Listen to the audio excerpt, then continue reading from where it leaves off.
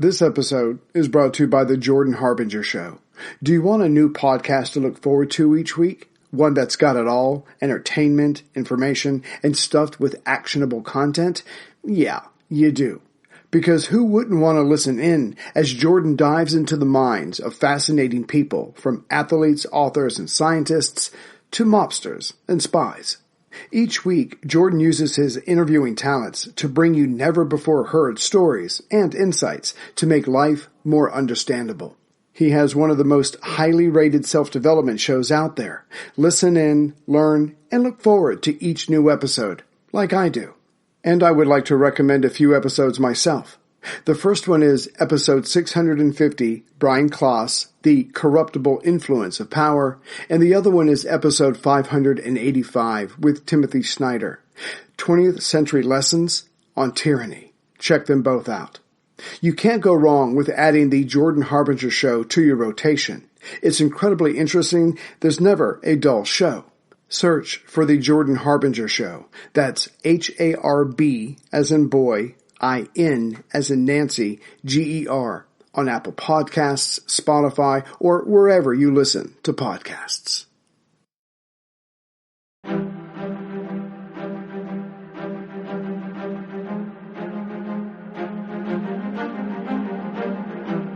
Hello, and thank you for listening to The History of World War II, Episode 51, The Hardest Day.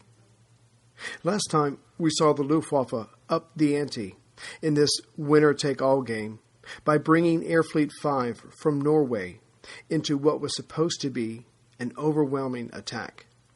But the forewarning provided by radar, coupled with Air Chief Marshal Dowding's insisting on a certain number of squadrons remaining in the north, crushed Goering's hopes as well as many German aircraft.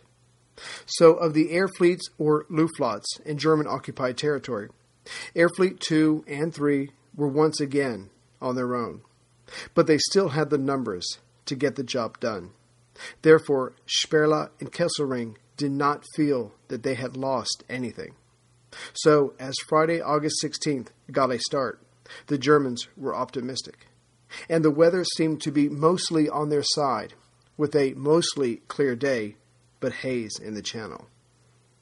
Looking at maps thrown across tables outside in the sunshine, or pinned to a wall in a chateau, the Luftwaffe commanders looked over southern Britain and smiled, thinking that Fighter Command could only have about 430 fighters, of which only 300 or so were operational. Surely that small number could not possibly help to protect all that land, all those airfields. But in fact, Dowding had 570 Spitfires and Hurricanes, and about 100 more Defiants, Gladiators, and Blemens. He also had about 235 more Spitfires and Hurricanes in reserve. But of course, Goering couldn't know this. What he also couldn't know was that Dowding's problem wasn't one of enough planes. It was not having enough pilots. With about 1,379 trained pilots at his command, being able to put up sufficient aircraft all along the east, south, and west coasts was his real bottleneck. So the Germans were whittling down Fighter Command's ability to project power, but only because they were killing RAF personnel, not shooting down planes. That morning saw a few reconnaissance flights to the south, but it wasn't until noon that the raids came over the channel. The airfield at West Malling was hit first and hit hard. After the bombers left, the airfield would be inoperable for the next 4 days. And this attack was only one from a formation of at least 250 strong that came in from the south all the way from the Isle of Wight to just east of Hastings. The Royal Aircraft Establishment at Farnborough was also hit, but again, this did not directly affect Fighter Command. Bombs were also dropped southwest of London, at Surrey and Wimbledon. To their growing frustration, the air fleets found it impossible to attack Fighter Command, their aircraft, and airfields without operating within the Greater London area. But, so far, the British had not reacted in any way different than their normal night bombing patterns. Of the different squadrons that responded to this latest raid, 266 Squadron did its part, but paid the price. 4 of their planes went down in quick succession, and 2 of their pilots died, including squadron leader Wilkinson. However, the group commander Karl Ebenshausen of Geschwader 26 died as well. 266 had only been stationed to the south for a week and had already lost 3 pilots a few days before. But they were still green and fell for the simplest trick. As they dove on the seemingly unprotected bombers about to strike, they missed the Me-109s stationed high above, who dove on them as they dove on the bombers. Altogether, 266 would lose 5 men from the 12th to the 16th. This fighter command simply could not afford. And by 1 p.m. that afternoon, it was Luftflotte 3's turn. Sperla decided to launch an attack from the Cherbourg Peninsula and simultaneously attack Portsmouth, the air fleet arm at Lille-en-Solent, which was responsible for naval aircraft, and Tangmere. This would surely stretch out and puncture the thin line of British air defense. And probably due to faulty intelligence, this was only the second time a fighter command sector station like Tangmere was being targeted. So, by 1 p.m., 54 Ju-87s were on their way to Tangmere, 28 bombers were approaching Lille-en-Solent, and 22 Stukas were closing in on Portsmouth. However, Sperla was adhering to Goering's new rule about adequate fighter protection, so at least 214 Me-109s and 43 Me-110s were also aloft, leading the way for the bombers. The 3 formations were duly plotted, and soon 8 fighter squadrons in all rose to give challenge. Still, it was simply a matter of too many escorts for the fighters defending Portsmouth and Lille-en-Solent. The bombers heading there got through, dropped their loads, and made it home. Heavy damage was inflicted on both targets. However, it was different at Tangmere. As the bombers came in to hit the airfield, every one of Tangmere's aircraft of 43 Squadron were already in the air and quickly among the Stukas. The bombers completed their bomb run, but paid a heavy price for it. 9 Stukas would not make it home, and at least 6 more were damaged. But their work was done. Almost every building was hit. Power and water service was cut, and besides the deaths on the ground, 14 Spitfires and Hurricanes, currently undergoing repair, were now designated as write-offs. However, despite the ravaged airstrip, all of 43 Squadron was able to land safely there. With 11 and 12 Group so engaged, Sperla's own little experiment was about to pay huge dividends. Against Goering's word, the Air Fleet commander decided to send 8 Stukas, a modest amount, to White, again to take a stab at the Ventnor RDF station. He believed, much more than his commander, of the value of disrupting these radio/radar towers. 152 Squadron tried to turn them away, but this smaller raid came in at the same time as the more massive one to the north. So 152 turned to help their comrades. The result was that Ventnor was hit with 22 bombs. This time, the RDF system would be down for 7 days. To help take up the slack, a mobile reserve station was set up on the east side of the island on August 23rd at Bembridge. Besides the Ventnor RDF tower on White and Tangmere's airfield, the Luftwaffe had also drawn blood in the air. And one of the casualties was the first American killed in the Battle of Britain, Billy Fisk. Despite damage to his plane, he managed to crash land at Tangmere, but was badly burned.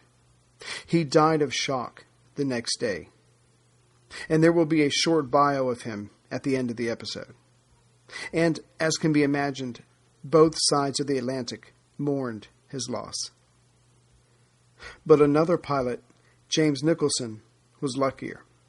Engaging the raiders over Portsmouth, he stalked a 110 and was not aware of the 109s higher above.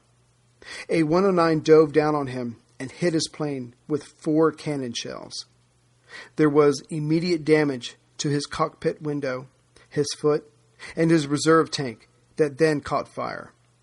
The flames rose in the cockpit, and Nicholson lifted his feet to keep them safe. The situation was hopeless. So Nicholson prepared to bail out. But then another 110 came into his view. So he sat back down in his seat, tried to keep his feet away from the growing fire as best he could, and then proceeded to take aim at the 110 and shot it down. Only then did he bail out. But as he was floating down, he was about to find out that his day was not over. Some Home Guard men were watching him come down and, under standing orders, started shooting at him. One of them managed to hit him in the backside. He was taken to a hospital and would need more than a year of work and recovery to get over the burns to his hands, face, neck, and feet, as well as the bullet wound. But by September of 41, he would be flying again. Nicholson was the only member of Fighter Command to be awarded the Victorian Cross during the Battle of Britain. On a much lighter note, the Luftwaffe also managed to take out Tony Wood Scowen, again the pilot with bad eyesight due to tuberculosis as a child. As a part of 43 Squadron, he had been over Tangmere, helping take out numerous Stukas, of which 2 were Tonys. A Me-109 then lodged a bullet in his radiator, and then 3 more were soon on him. He dodged and weaved as best he could, and managed to crash land on the Isle of Wight. But the crash knocked out 3 of his front teeth, a small price to pay for 2 Stukas. That afternoon, Tony took a ferry across to Southampton and stayed in a hotel. The next morning, he called his superior, told him what happened, and to send someone to pay the bill at the hotel, if they wanted him back. They did, and so they did.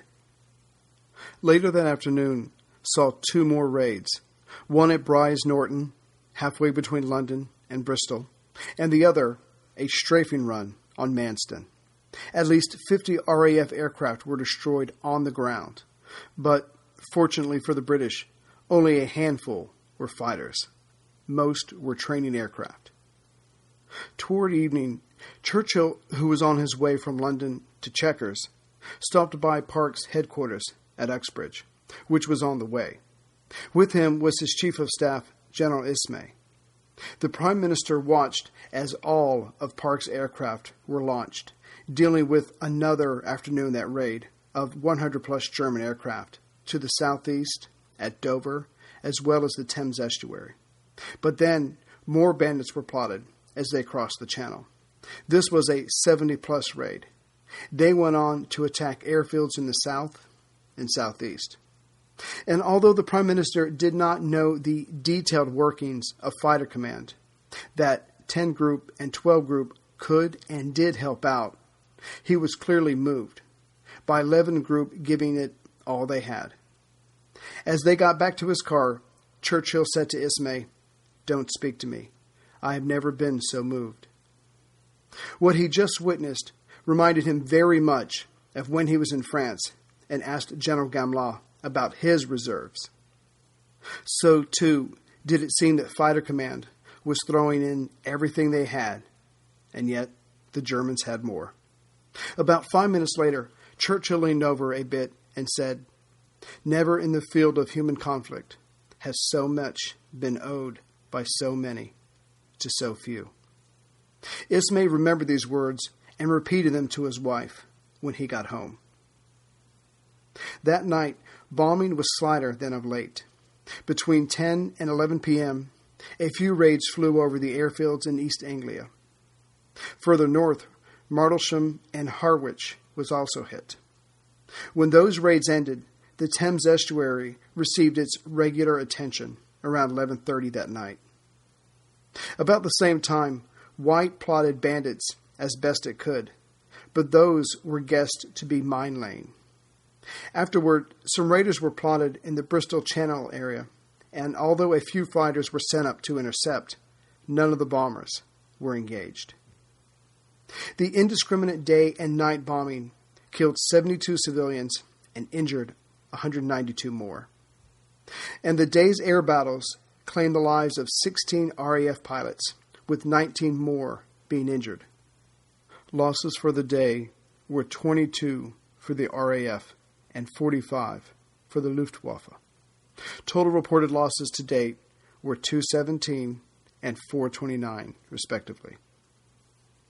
Meanwhile, in East Africa, both sides accepted the inevitable.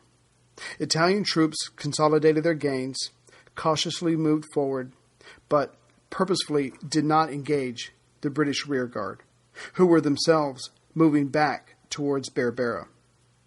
One by one, the remaining hills in British control were abandoned, while the main body of troops were embarking onto Royal Naval ships using an all-tide jetty made by the Navy. Although this was another successful evacuation, the British were not giving in completely. That day, the British sub Osiris sank the Italian steamer Mora, 50 miles west of Albania. Also, Sunderland aircraft of 210 Squadron attacked U-Boat 51 with depth charges, 170 miles northwest of Ireland. The sub was severely damaged, but survived the attack. Still, this was the first successful depth charge attack by a Coastal Command aircraft. But to balance this out, the German Navy, specifically their U-boats, were pressing their attack. Now operating in wolf packs, they dared the naval escorts and hunted down the convoys, desperately trying to keep Great Britain in the war. That day, convoy OB-197 came under attack from U-boat 30, 46, and 48, about 300 miles northwest of Ireland. The Swedish steamer Hedron and the British steamer Clan McPhee were attacked and sunk. Combined, they suffered 75 deaths, but had 61 crew members rescued. Another ship, the Dutch vessel MV Alcinous, was damaged, but stayed afloat. However, it had to be towed to Goering, Scotland. Closer to Ireland, U-Boat 100 sank the British merchant vessel Empire Merchant, which had been heading to Jamaica with cargo and mail. 7 of its crew were killed, but 48 others were later rescued. That night, Bomber Command flew 150 sorties over Germany, from the Ruhr to the far towns of Luna, where a major chemical complex was housed.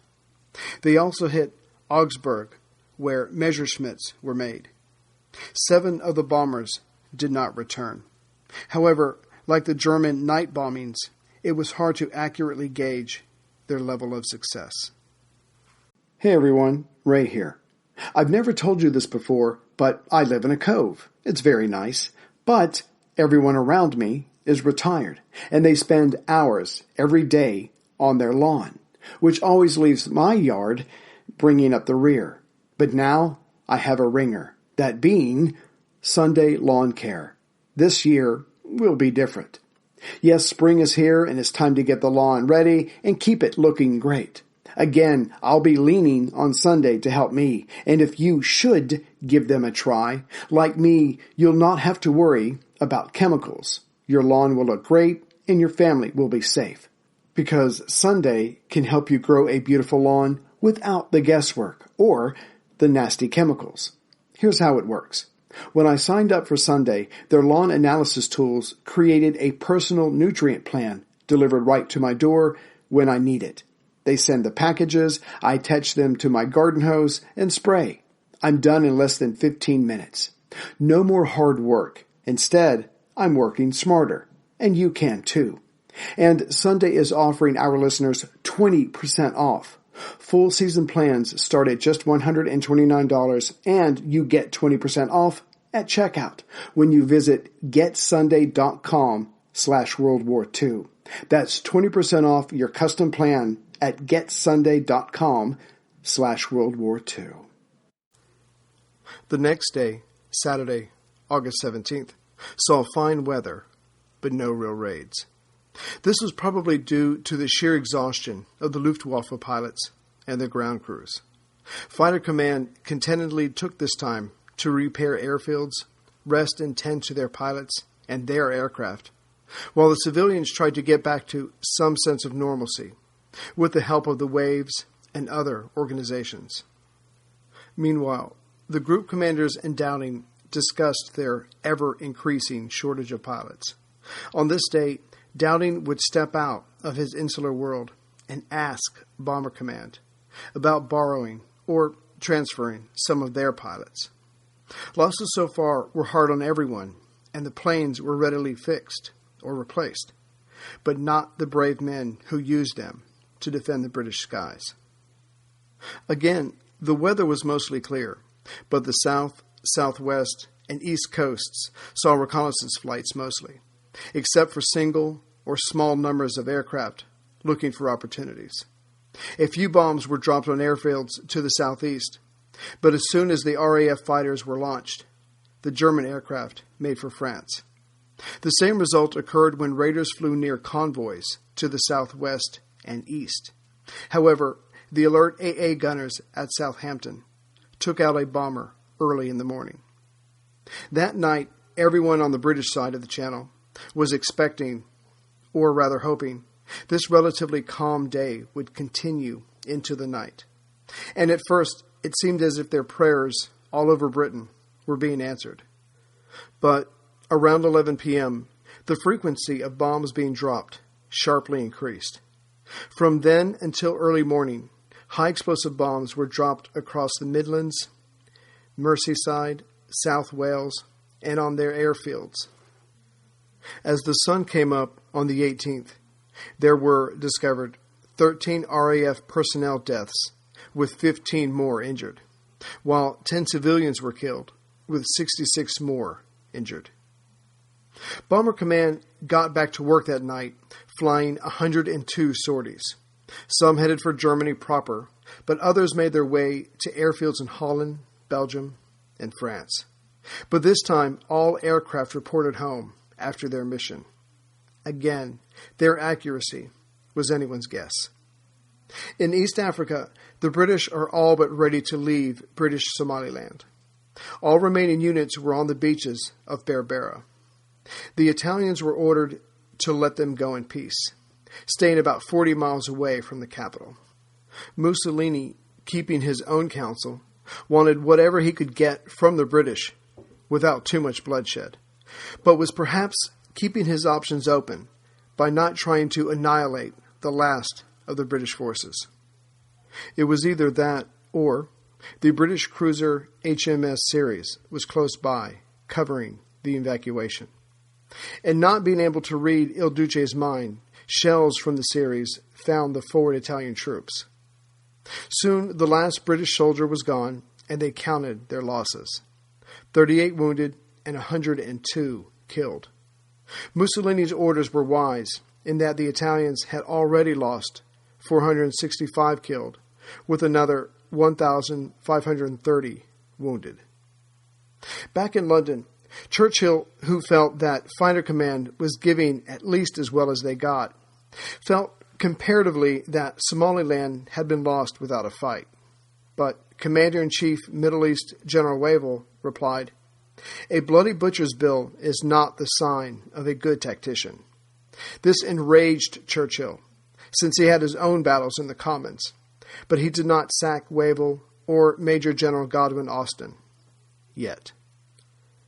And in a move that probably crushed Mussolini's hopes of an eventual peace between Italy and Great Britain, the Royal Navy's Mediterranean fleet sailed from Alexandria, Egypt, to bombard the western Libyan port of Bardea.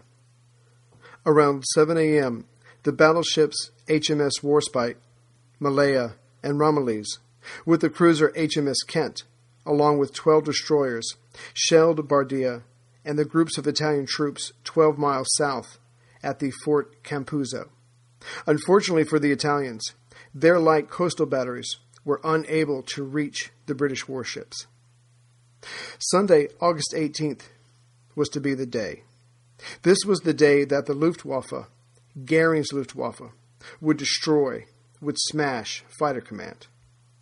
The day before, while their pilots were resting and their planes were being repaired, the Air Fleet commanders were given intelligence that said, based on reported German air victories, combined with the estimated British fighter production, Fighter Command was down to about 300 fighters. But, in fact, Fighter Command had at their disposal somewhere between 630 and just over 1,000 fighters, depending on how you counted them and if you included how many were serviceable or in storage or used for training. But this argument was moot. What mattered were the number of pilots ready to take to the skies.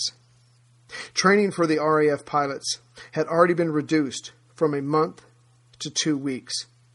As the days went by during the Battle of Britain, the number of days a pilot spent in a Spitfire or Hurricane were now down to mere hours before being thrown to a squadron.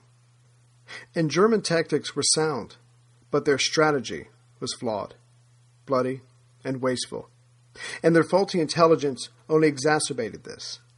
But even that was quickly becoming irrelevant. However flawed, it was starting to work. It cost them dearly, but it was starting to work.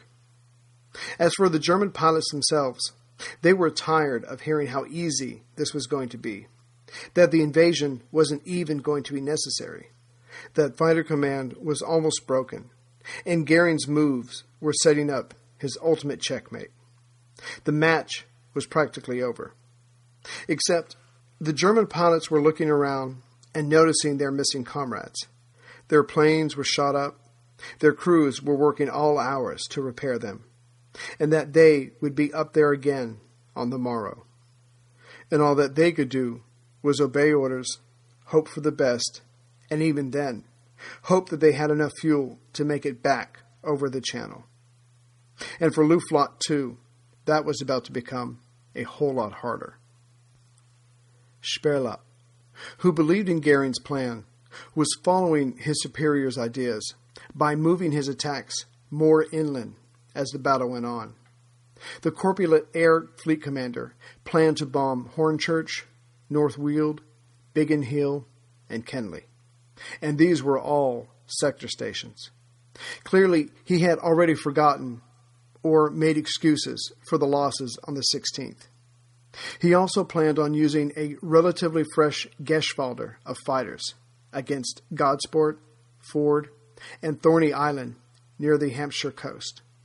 The problem was, these locations had nothing to do with Fighter Command. Again, faulty intelligence. Not that Sperla was admitting to any faults of the Luftwaffe, but if there were any, they would be erased by the simple fact that every fighter and every bomber of the two major air fleets would be used this day. And as other days came to have titles attached to them, so would this one, the hardest day. But there were two noticeable absences from the day's fighting, Mulders and Gallant. They were on their way to Goering's Carenhall. The leader of the Luftwaffe had his own ideas about how to put an end to Fighter Command, and these young bloods would be his new disciples. The weather was fine, but hazy in the morning, which certainly bode well for the Luftwaffe pilots. The Germans had their plans. They just needed targets. So that morning, between 9 and 9:30, 3 reconnaissance flights were plotted over Dover and the Straits. Then another 3 were flown up the Thames estuary between 10:30 and 11 a.m. And as the last reconnaissance aircraft made its way back over the channel, the haze started to clear. By midday, it was starting, and the RDF stations had no trouble seeing what was coming. Over Calais was the largest buildup they had ever seen. Of the massive German air power circling above, 60 HE-111s were about to make for Biggin Hill. 48 Dornier 17s and Ju-88s were heading for Kenley. Escorting these two groups were 410 Me-109s and 73 Me-110s. KG-1, or Kampfgeschwader 1, on its way to Biggin Hill, decided to keep its plan simple. They would let their large number of escorts keep the British fighters at bay while they delivered their loads. But KG-76, heading for Kenley, decided on a three-part attack. Bombers would head in and dive bomb the buildings. Then, Dornier 17s would wreck the runway.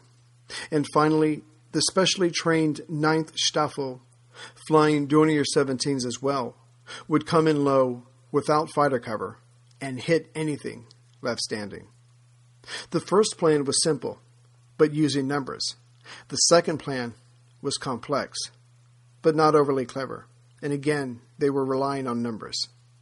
The rigid thinking and habit of blindly following orders did not leave much room to think outside the box for the Luftwaffe pilots.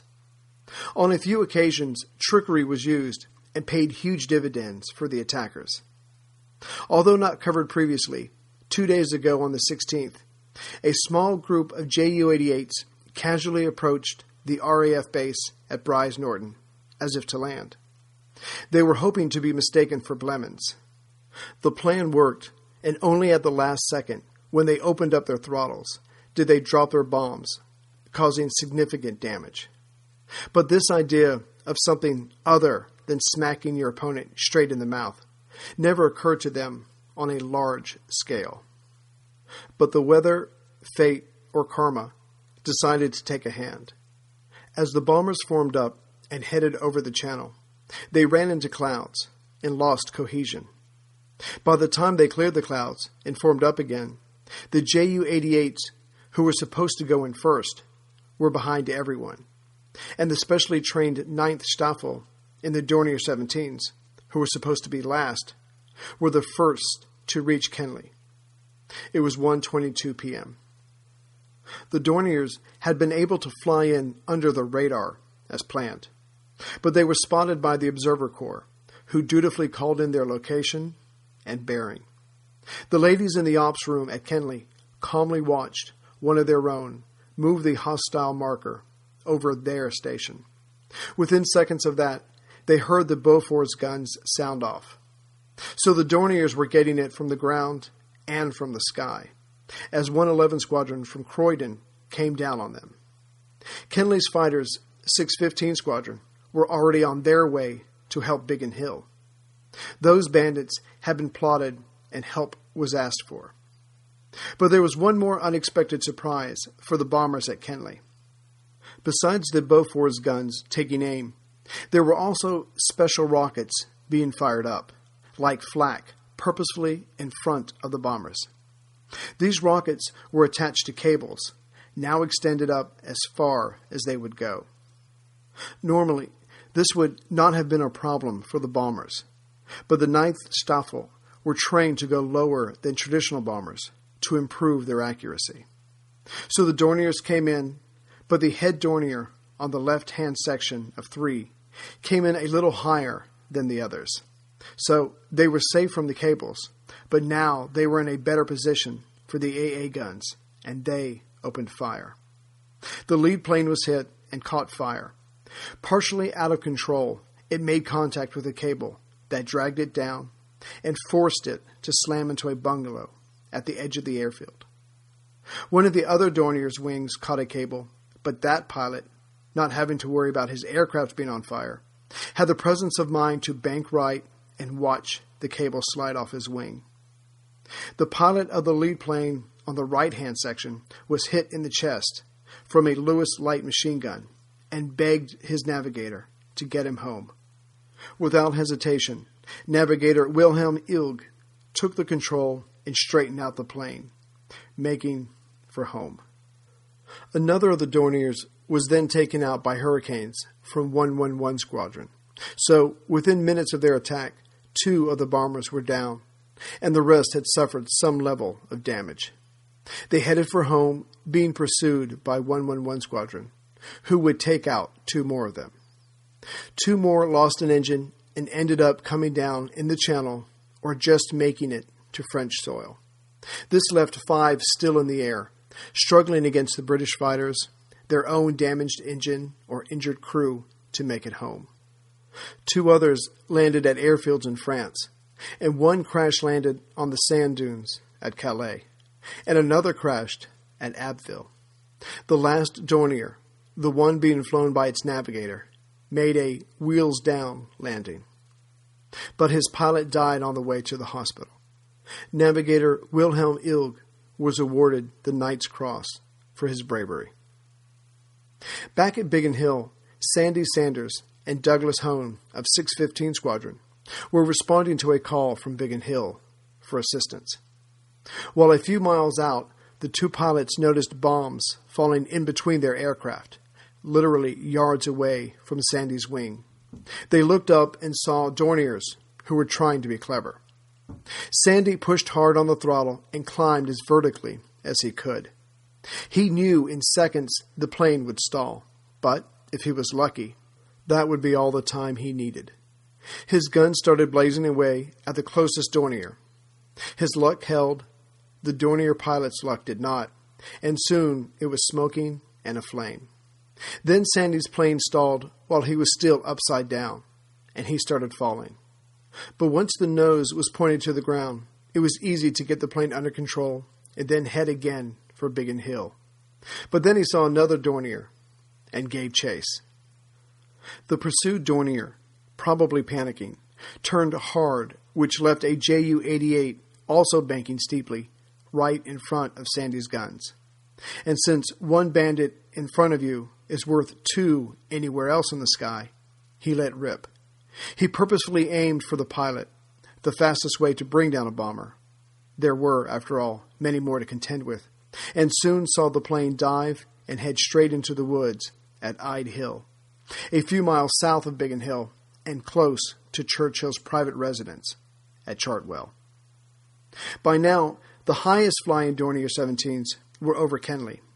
They arrived second, like the plan called for, but they were already intensely engaged by RAF fighters. They dropped their loads, but only some of them hit the airfield. Still, it was enough. All but 1 of the hangars were gone. Kenley's power supply was gone, and would be for hours more. 4 Hurricanes and other training aircraft were wrecked, and 9 RAF personnel laid dead.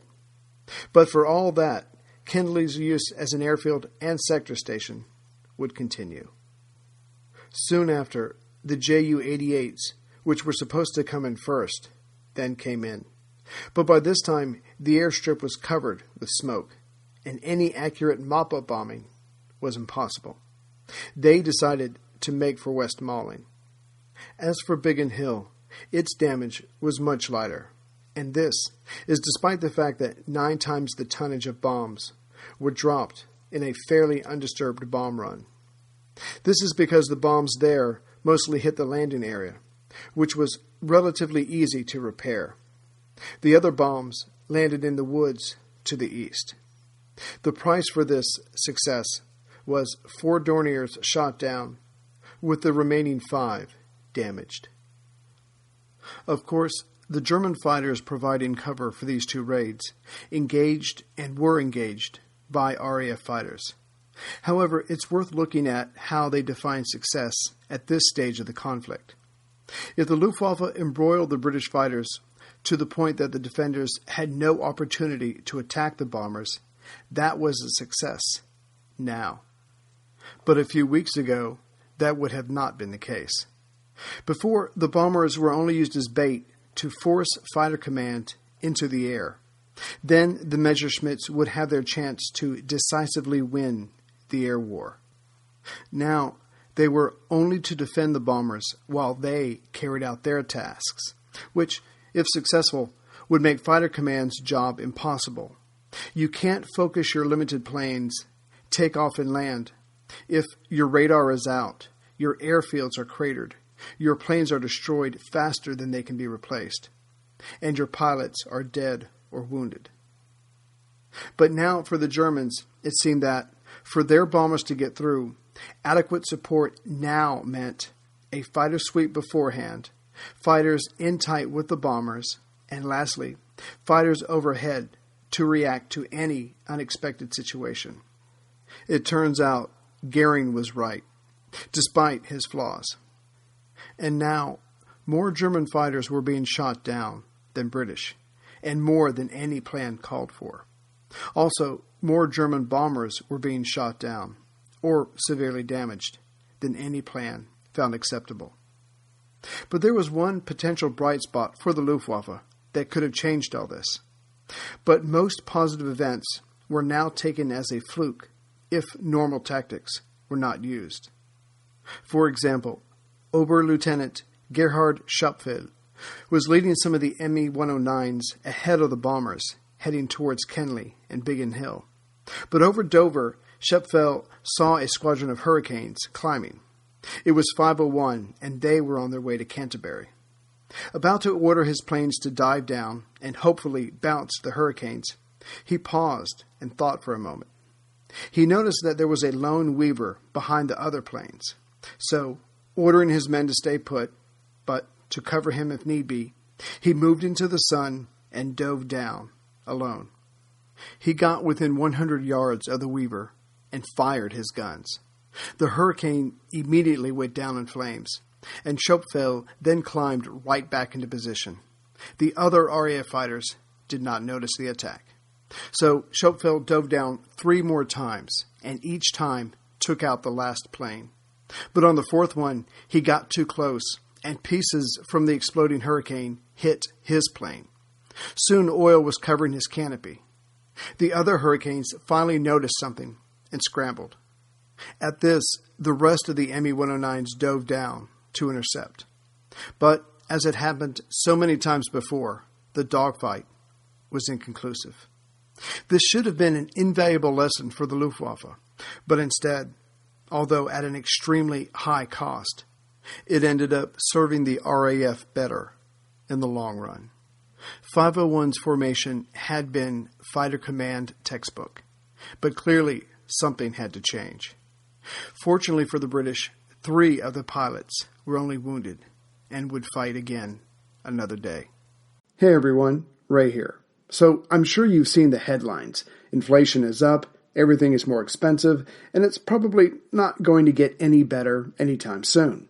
Which tells us all it's time to get our financial house in order. And that's where Upstart comes in. Upstart-powered personal loans can help you pay down high-interest debt, all online, with simple and easy-to-understand payment terms. So whether it's paying off credit cards or consolidating high-interest debt, Upstart can help you get one fixed monthly payment with a clear payoff date. And this isn't your grandfather's loan process. Upstart considers more than just your credit score. You are more than that, and Upstart knows this. There's your employment history and income. All that is considered too. And you can check your rate in minutes for loans between $1,000 and $50,000 without impacting your credit score. You can even receive funds as fast as 1 business day after accepting your loan. Don't wait and check your rate today at upstart.com/World War II. That's upstart.com/World War II to check your rate today. Don't forget to use our URL to let them know we sent you. Loan amounts will be determined based on your credit, income, and certain other information provided in your loan application. Go to upstart.com/World War II. As the German bombers limped back to France, Ulrich Steinhilper's unit was to take off and give them cover. But once in the air, they were told to strafe Manston. The German radio workers had picked up on British chatter that Manston was being used by many squadrons for refueling, thereby making it a prime target. Steinhilper took his men in low over Margate and approached the long-suffering airfield, which in fact had already been hit that day. The fighters opened up their guns and destroyed 2 Spitfires from 266 Squadron and a Hurricane from 17 Squadron. The British pilots standing next to their planes dove to the side and barely escaped. But then the German guns hit a petrol truck, and as it exploded, he noticed a man had been standing next to it. He hated fighting and killing, but was doing his duty. Steinhilper and his men pulled away and headed for home. As mentioned earlier, Luftflotte 3 planned on attacking the airfields at Gosport, Ford, and Thorney Island. Added to this was the radar station at Poling. But we also mentioned that these airfields did not belong to Fighter Command, and as such, any damage, while horrible, would not interfere with Fighter Command's ability to wage war. So at 1:30 that early afternoon, just over 100 Ju-87s took off and met up with their escorts. 55 109s were to provide a fighter sweep ahead of the bombers. 32 109s were to stay close to the bombers, and at least 70 fighters were to stay high above. The raids on the radar station at Poling and the naval air station at Ford were unopposed. At Poling, stores and several houses were destroyed. At Ford, the bombers were able to hit several hangars and a few men's sleeping huts. They also caused 4 service deaths and 10 civilian ones. However, fighters from 602 Squadron showed up at Ford just as the bombing was finished. The same thing happened to the bombers who had just flown over Poling. They were then met by 152 Squadron. Also, the bombers leaving the airfield at Thorney Island soon ran into 235 Squadron of Coastal Command. 6 service deaths were left in their wake. But the unopposed bombing came full stop at Gosport. The highest-flying Me-109s were engaged by 234 Squadron. But since the Hurricanes were still climbing, they were also engaged by the escorts flying close to the bombers. And despite the overwhelming numbers of the 109s, 3 of the overhead escorts would be downed. As this dogfight started up, Hurricanes from 43 and 601 squadrons went after the Ju-87s, just as they were lining up for their bomb run over Gosport. Because of 234 Squadron going after the 109s, 43 and 601 Squadron were more or less free to tear into the Ju-87s, and did so with relish. 10 of the 28 JUs were shot down while on their approach. The other JU formations suffered casualties as well, but not as bad as the Gosport group. Then 213 Squadron from Exeter showed up and helped pursue the now low-level flying escorts trying to get back to base. Those pilots had one eye on their pursuers and one on their fuel gauge. As the Germans landed back at base, they counted up their losses. 8 Me-109s and 17 Stukas did not return home, and only 2 of those pilots were rescued. But almost as bad, many of the returning MEs and Stukas suffered from severe damage. This victory cost Fighter Command 5 lost aircraft, with 7 more damaged, but only 2 of their pilots had been killed. The Germans lost 26 airmen on this sortie. 6 more were taken prisoner, and another 6 were wounded. That afternoon, it was time for Luftflotte 2 to take to the skies again. And again, sector stations would be hit, with Hornchurch and North Weald being their targets. By 5 o'clock that afternoon, 58 Dornier 17s were heading to Hornchurch, and 51 HE-111s were approaching North Weald. Altogether, both groups of bombers were protected by 120 Me-109s and 20 Me-110s. But the radar in these areas were working just fine, and 11 and 12 Group responded by sending up 143 Hurricanes and Spitfires. Soon a majority of the RAF fighters clashed with both groups and their escorts over Kent and Essex. But suddenly, as both groups of bombers reached their targets, they turned and headed for home. The British aircraft stayed with them and watched the bombers drop their loads on the Army barracks at Shoeburyness and the Royal Marine barracks at Deal. The British pilots hoped for the best for the men below, but were more than happy to take this passive victory. It turns out the clouds had been moving in that afternoon, and by then Hornchurch and North Weald were hidden from the skies. The bombers had remembered Kesselring's order that no bombs were to be dropped near London, hence the turning around and then dropping their bombs. This tactic worked, as only 4 bombers did not return home. The real fighting was between the fighters. However, both sides drew blood equally, as Fighter Command lost 9 planes and the Luftwaffe lost 10. One of the fighters chasing the bombers was piloted by Tony Wood Scowen, the weak-sided pilot from 43 Squadron. It was said of him that he looked like a rabbit, but was as blind as a bat. And yes, he made a normal landing that afternoon, which was abnormal for him. And then he learned that he had been awarded the DCF. He now matched his brother's achievements, and so worked up the courage to ask Bunny, a girl both brothers loved, to marry him. She said yes, and Patrick, the brother, was happy for both of them. That day's fighting meant the Luftwaffe lost 53 aircraft, with another 31 damaged. Fighter Command had 31 destroyed, with another 39 damaged on the ground. But again, the planes, for the most part, could be replaced. Lord Beaverbrook was doing everything humanly possible to see to it. The British problem was becoming one of pilots. But this combined loss, human and material, meant that August 18th was truly one of the hardest days. Hitler, meanwhile, saw what was happening, despite the protestations of Goering, and postponed the invasion to September 17th. Total reported losses to date were 248 and 485, respectively. That night, the activity was comparatively light, again, probably due to exhaustion, as the sorties continued around 10 p.m. Raids were plotted around the Thames estuary, and mine laying was suspected, and the southeast continued to be the Luftwaffe's focus until 1 a.m. A few bombs were dropped, but the activity seemed to be mostly mine laying. Between 11 p.m.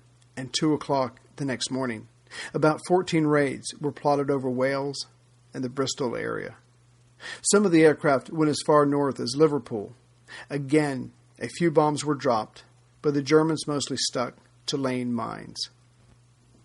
In East Africa, 4 troop ships, along with a hospital ship, left the port city of Berbera under the cover of darkness and headed for Egypt.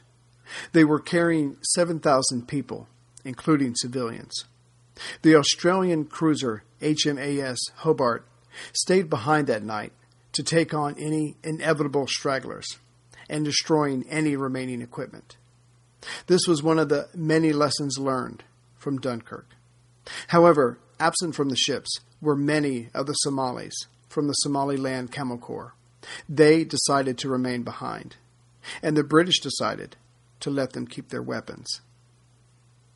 Next time, we'll see Goering make new plans with his youngbloods, Mulders and Gallant, to ensure a quick victory, while Keith Park of 11 Group makes his plans to reduce pilot losses.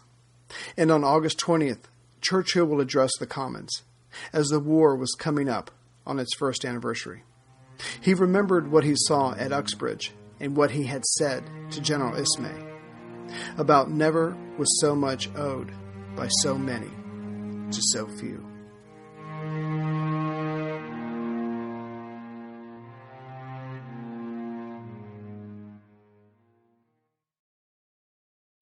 If you got the audiobook, The Few, by Alex Kershaw, then you know Billy Fisk's story already. The book does a fantastic job of covering 3 of the 7 Americans who fought in the Battle of Britain. But in case you didn't, here's a much shorter version. William Mead Linsley Billy Fisk III was born on June 4th, 1911. He was the son of a New England banking magnate. And one of the things that I found interesting when listening to The Few was that how the other 2 men, not rich or from prominent families, had to sneak their way to Britain, through Canada, then France.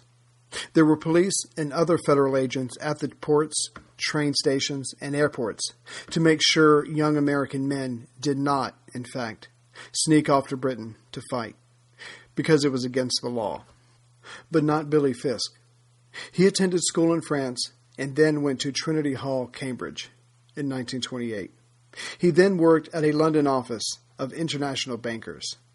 He eventually married Rose Bingham, the Countess of Warwick, in Maidenhead.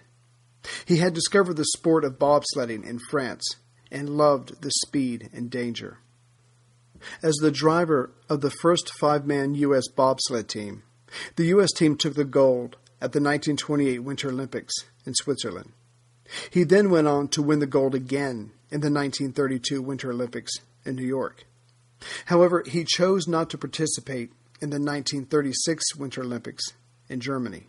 It's believed due to Hitler's politics. He returned to America, but then soon sailed for the UK in 1939.